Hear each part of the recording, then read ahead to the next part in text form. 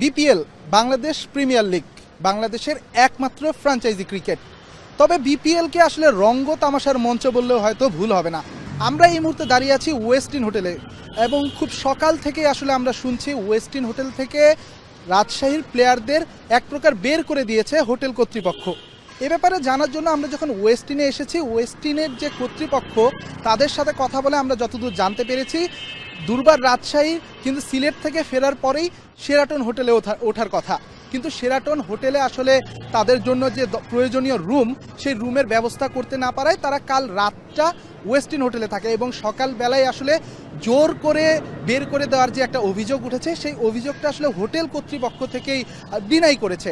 তাদের কথা মতে যে আমরা ওয়েস্টিনে আমাদের যে 100% অকুপাইড হয়ে যাওয়ার কারণে আমরা দুর্বার রাজশাহীকে বাধ্য হয়ে শেরাটনে থাকার ব্যবস্থা করে দিয়েছি। তবে এটা রাজশাহী কর্তৃপক্ষকে ঠিক আগেই জানানো হয়েছিল। তাদের টিম ম্যানেজারের সাথে আমাদের কথা হয়েছে, টিম ম্যানেজার কিন্তু ইতিমধ্যেই মিরপুর শেরেবাংলা স্টেডিয়ামে পৌঁছেছেন, কিন্তু টিমের যে প্লেয়াররা, টিমের যে কোচ, তারা কিন্তু এখনও নিজ হোটেল শেরাটনেই রয়েছে।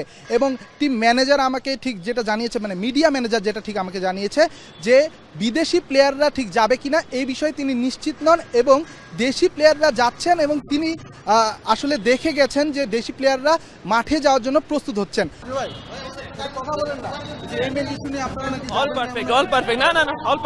ভাই বিদেশিরা নাকি যাচ্ছে না?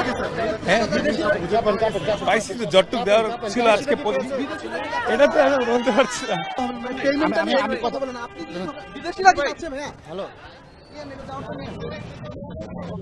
গুঞ্জনটাই শেষ পর্যন্ত সত্যি হলো, বিদেশি খেলোয়াড়দের ছাড়াই মিরপুর শেরেবাংলার পথে দুর্বার রাজশাহী। বিদেশি খেলোয়াড়রা নিজেদের পেমেন্ট পায়নি, এই পেমেন্ট না পাওয়ার কারণে তারা আজকের ম্যাচ বর্জন করেছে। যে গুঞ্জনটা সারাদিন আমরা শুনেছি, সেই গুঞ্জনটাই সত্যি হলো।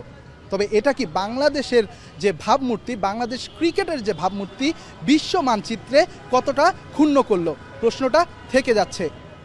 রাজশাহীর টিম হোটেল শেরাটন থেকে রেদওয়ান শাওন, ঢাকা।